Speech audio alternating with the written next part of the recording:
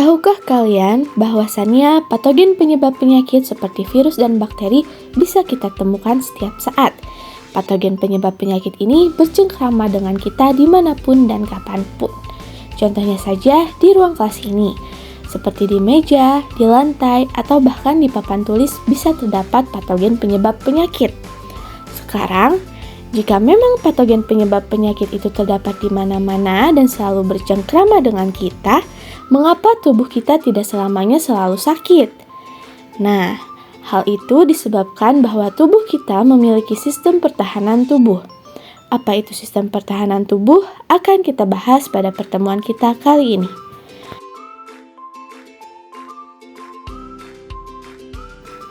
Sistem pertahanan tubuh atau sistem imunitas adalah sistem pertahanan yang berkenan dalam mengenal, menghancurkan, serta menetralkan benda-benda asing yang tidak dikenali oleh tubuh.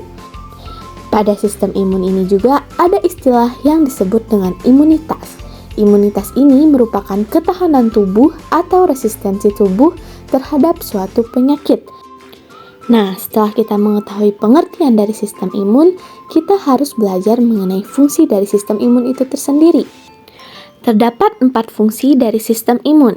Yang pertama adalah untuk mempertahankan tubuh kita dari patogen invasif. Apa itu patogen invasif? Patogen invasif adalah patogen yang dapat masuk ke dalam sel inang. Misalnya saja virus dan bakteri. Jadi, sistem imun ini akan mempertahankan tubuh bila ada virus dan bakteri yang akan masuk. Yang kedua adalah melindungi tubuh terhadap suatu agen dari lingkungan eksternal, baik itu berasal dari tumbuhan dan hewan, seperti makanan yang kita makan, serbuk sari, ataupun rambut binatang yang masuk ke tubuh kita, serta zat kimia seperti obat-obatan dan polutan. Nah, yang ketiga, sistem imun ini menyingkirkan sel-sel yang sudah rusak akibat suatu penyakit atau cedera, sehingga dapat memudahkan untuk penyembuhan luka dan perbaikan kembali jaringan. Dan yang terakhir adalah mengenali dan menghancurkan sel abnormal atau mutan seperti pada sel kanker. Sistem pertahanan tubuh ini dibagi menjadi 2. Ada sistem pertahanan tubuh non-spesifik dan sistem pertahanan tubuh spesifik. Pada pertemuan kali ini, kita akan membahas mengenai sistem pertahanan tubuh non-spesifik. Nah, sistem pertahanan tubuh non-spesifik ini merupakan sistem yang melawan penyakit dengan cara yang sama kepada semua jenis penyakit. Maka dari itu, dia dikatakan non-spesifik. Nah, sistem imun ini juga tidak membeda-bedakan responnya terhadap setiap jenis penyakit. Nah, sistem imun ini bekerja dengan cepat dan selalu siap jika tubuh didatangkan suatu penyakit. Nah, sistem pertahanan tubuh non-spesifik ini ada yang bersifat eksternal dan ada pula yang bersifat internal. Nah, kekebalan eksternal disebut juga sebagai perlindungan permukaan atau perlindungan pertama. Karena kekebalan eksternal ini melindungi bagian luar tubuh. Nah, yang kedua ada kekebalan internal. Nah, kekebalan internal ini lebih bersifat perlindungan seluler dan kimiawi. Jadi, ketika suatu patogen ataupun antigen berhasil untuk melewati sistem pertahanan tubuh eksternal, maka sistem pertahanan tubuh non-spesifik internal akan melanjutkan pertahanan tubuhnya. Pertama, kita akan membahas mengenai sistem pertahanan tubuh non-spesifik eksternal. Nah, kekebalan eksternal ini terdiri dari jaringan epitelium yang melindungi tubuh kita, seperti kulit dan jaringan mukus. Nah, kulit menjadi garis pertahanan pertama terhadap antigen. Nah, seperti yang sudah kita pelajari pada bab sistem koordinasi pada subbab indera, bahwasannya kulit kita ini tersusun atas sel epitel yang tersusun sangat rapat. Nah, karena si strukturnya yang sangat rapat ini, patogen yang akan masuk itu sulit untuk menembus kulit. Nah, selain itu juga, kulit mengekresikan minyak dan keringat yang diproduksi oleh kelenjar yang ada di dalam kulit. Minyak dan keringat ini memberikan suasana asam sehingga dapat mencegah pertumbuhan mikroorganisme di kulit. Nah, yang kedua ada membran mukosa. Membran mukosa ini adalah membran yang melapisi bagian dalam tubuh. Kalau kulit tadi melapisi bagian luar tubuh, kalau membran mukosa ini melapisi bagian dalam tubuh. Membran mukosa ini terdapat pada saluran pernapasan, saluran pencernaan, dan organ kelamin. Sistem kerja dari membran mukosa ini adalah dengan menghasilkan mukus atau lendir.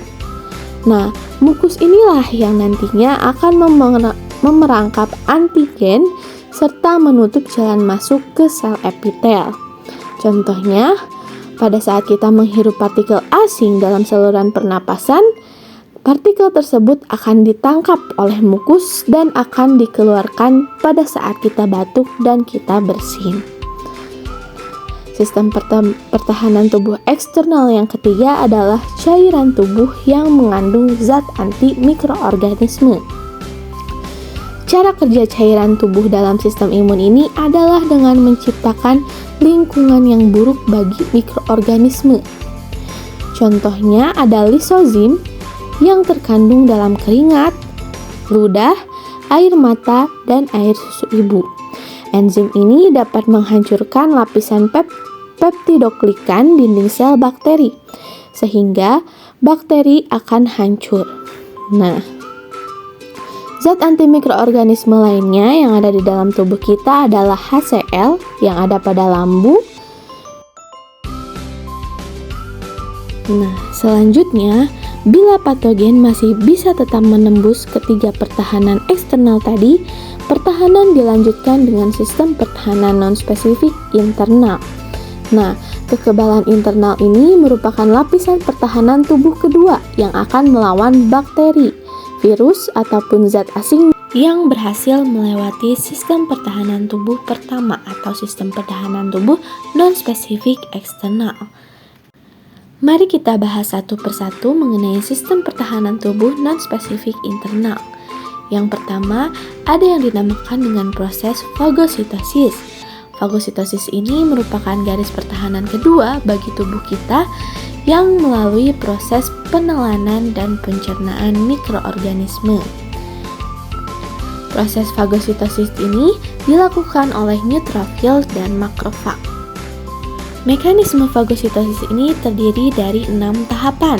Yang pertama adalah pengenalan atau rekognisi. Mikroba atau partikel asing akan terdeteksi oleh sel-sel fagosit. Setelah terdeteksi, terjadilah pergerakan atau hemotaksis. Setelah suatu partikel tadi dikenali, sel fagosit akan bergerak menuju partikel tersebut. Setelah bertemu dengan partikel tersebut, terjadilah perlekatan atau adhesi. Partikel asing yang masuk tadi akan melekat dengan reseptor yang ada pada membran sel fagositosit. Nah, setelah dilekatkan, terjadilah penelanan atau ingestion. Ketika partikel asing telah berlekatan dengan reseptor, sel fagosit akan menyelubungi seluruh permukaan partikel asing dan menelannya ke sitoplasma dalam sebuah gelembung yang mirip dengan vakuola yang kita sebut dengan fagosom. Nah, setelah ditelan, bakteri yang masuk ini akan dicerna dengan bantuan enzim lisosom. Enzim lisosom ini berisikan enzim penghancur seperti asid hidrolase dan peroksidase. Enzim-enzim ini nantinya akan berfusi dengan fagosom membentuk fagolisosom. Enzim tersebut akan mencerna seluruh permukaan partikel asing sampai hancur. Yang terakhir adalah pengeluaran atau releasing. Produk sisa partikel asing yang telah dicerna dan dikeluarkan oleh sel fagosit. Nah, yang selanjutnya ada yang dinamakan dengan proses inflamasi. Nah, inflamasi ini adalah reaksi lokal jaringan terhadap adanya infeksi atau cedera. Tujuannya adalah untuk membawa fagosit dan protein plasma ke jaringan yang terinfeksi. Nah, terdapat beberapa tanda-tanda adanya inflamasi yang sering disebut dengan cardinal sign of inflammation. Tanda-tanda ini dapat berupa panas atau calor, adanya kemerahan, dan terasa sakit. Nah, proses inflamasi terjadi seperti berikut. Yang pertama, ketika suatu jaringan atau kulit kita mengalami luka, nah itu tuh akan merangsang mastosit mengeluarkan histamin ataupun senyawa kimia lainnya. Nah, adanya histamin ini memicu adanya pelebaran pembuluh darah atau vasodilatasi. Nah, vasodilatasi ini mengakibatkan peningkatan kecepatan aliran darah sehingga permeabilitas pembuluh darah meningkat. Nah, hal ini yang mengakibatkan terjadinya perpindahan sel-sel fagosit menuju jaringan yang terinfeksi. Nah, setelah terjadinya inflamasi itu, sel-sel fagosit kemudian akan memakan patogen dalam proses fagositosis. Nah, yang terakhir, ada yang dinamakan dengan zat antimikroba non-spesifik yang diproduksi oleh tubuh. Nah, zat antimikroba ini berbentuk protein. Yang pertama ada protein interferon. Nah, protein interferon yaitu protein antivirus yang dapat disintesis oleh sebagian besar sel tubuh sebagai respon terhadap adanya infeksi. Nah, interferon ini berfungsi untuk menghalangi terjadinya multiplikasi virus. Nah, kalau interferon menghalangi multiplikasi virus, ada protein yang kedua yang dinamakan dengan protein komplement. Protein komplement ini menimbulkan kerusakan jaringan pada mikroorganisme dengan menghancurkannya. Baik, mungkin itu sekilas penjelasan mengenai sistem pertahanan tubuh non-spesifik. Pada pertemuan selanjutnya kita akan membahas mengenai sistem pertahanan tubuh spesifik. Terima kasih sudah mendengarkan. Wassalamualaikum warahmatullahi wabarakatuh.